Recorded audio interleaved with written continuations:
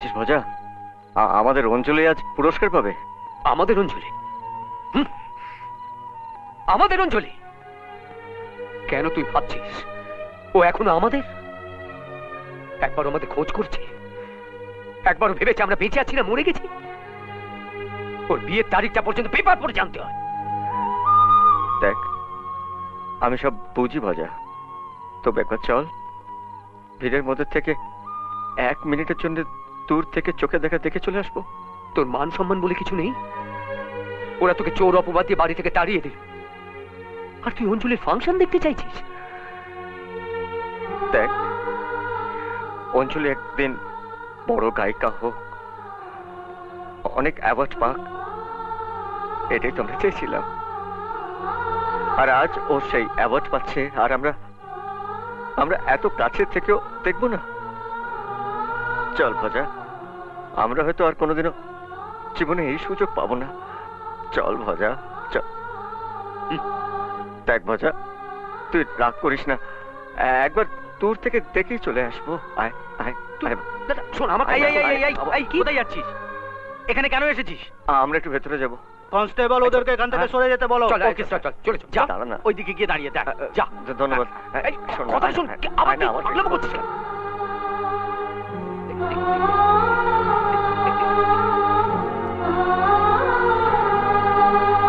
আমি আমাদের সঙ্গীত শিল্পী অঞ্জলিকে নয়, সেই অচেনা অজানা অঞ্জলিকে জানতে চাই তারই মুখ থেকে। যেদিন তার পাশে কেউ ছিল না, ছিল শুধু স্বপ্ন আর তার বাবা মা। অঞ্জলি দেবীর এই বড় গায়িকা হবার পিছনে শুধু তার ভাগ্য নয়, অঞ্জলি দেবীর বাবা মার অবদানও কিছু কম নয়। অঞ্জলি দেবী, আপনাকে কিছু বলার জন্য আমি অনুরোধ করছি।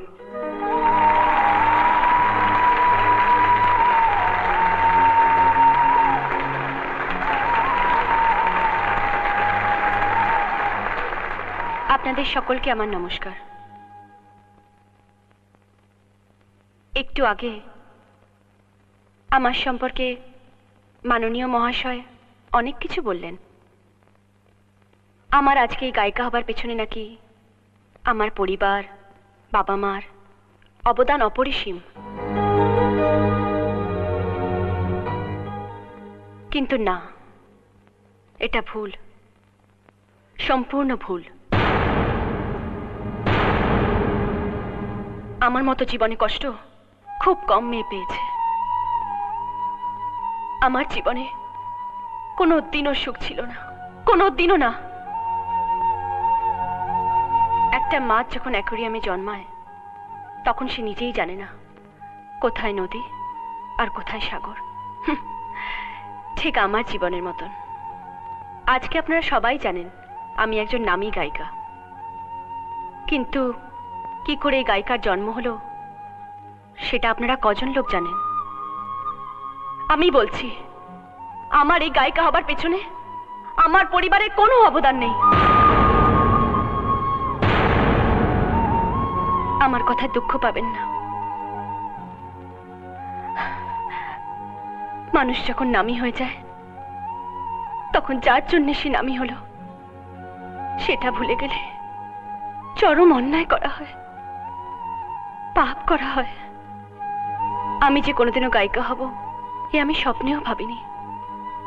আমাকে গায়িকা করার জন্য যে মানুষটা সারা জীবন নিজেকে উৎসর্গ করেছে, 3 রাত মাথার ঘাম পায়ে ফেলেছে, মিউজিক ডিরেক্টরদের দরজায় দরজায় ঘুরেছে, তাদের বাড়ির বাজার বয়েছে, নিজে সমস্ত অসম্মান পেয়েছে, আমাকে সম্মানের জায়গায় বসানোর জন্য, যার উৎসাহ আর উদ্দীপনায় আমি আজ আপনাদের সকলের সামনে এই বিশাল সম্মান পেতে চলেছি, সেই মানুষটা কে আপনারা জানতে চাইবেন না? হ্যাঁ, এক সময় সে চোর ছিল। আমি তাকে বাল্মীকির গল্প শুনিয়েছিলাম, রামায়ণ পড়তে দিয়েছিলাম। সে হয়তো বাল্মীকি হতে পারেনি, কিন্তু আজকে সে আমার কাছে রামচন্দ্র হয়েছে। আজ আমাকে আকাশের তারা করে দিয়ে সে দাঁড়িয়ে আছে অনেক নিচে, আড়ালে, যাতে তারার আলো তার গায়ে একটুও না লাগে। আজকে আমার কাছে সবাই আছে, নেই শুধু সেই বন্ধু। এত কিছু পাওয়ার পরেও আমার মনে যে শূন্যতা আছে, সেটা সেই বন্ধুত্বটা। আমার এই সম্মান পাওয়ার পেছনে যার অবদান সব থেকে বেশি, তার হাত থেকে পুরস্কার না পেলে এর কোনো মূল্যই নেই আমার কাছে। কে কে সেই লোক? আমি কি তার হাত থেকে পুরস্কার নিতে পারি? নিশ্চয়ই পারেন, কিন্তু কোথায় তিনি? জয়, জয়, তুমি শুনতে পাচ্ছ?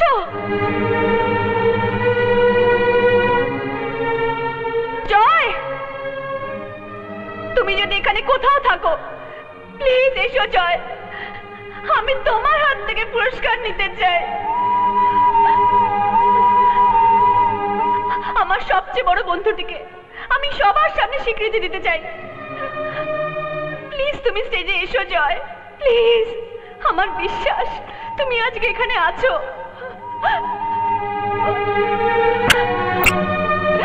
প্লিজ জয়, তুমি স্টেজে এসো। আমি তোমার হাত থেকে পুরস্কার নেওয়ার জন্য অপেক্ষা করছি।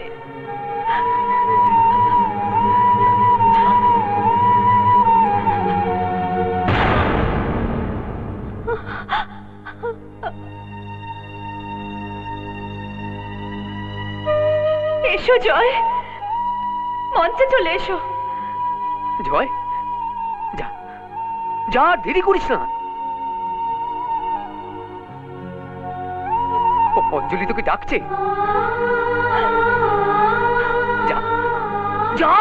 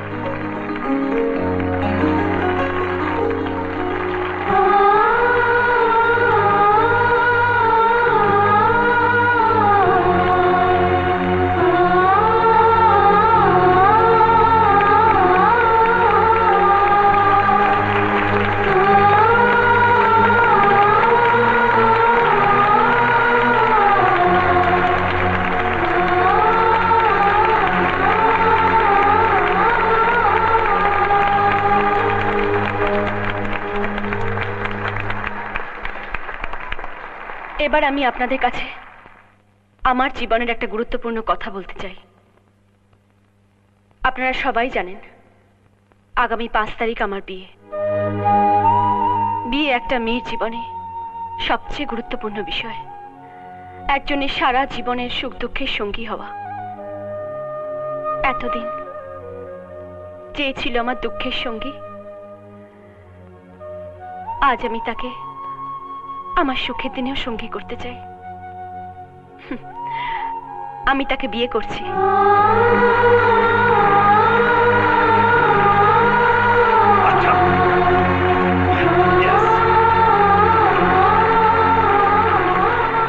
আপনারা সবাই আমাকে আশীর্বাদ করুন, আমি যেন সারা জীবন আমার বন্ধুত্বের মর্যাদা রক্ষা করতে পারি। নমস্কার।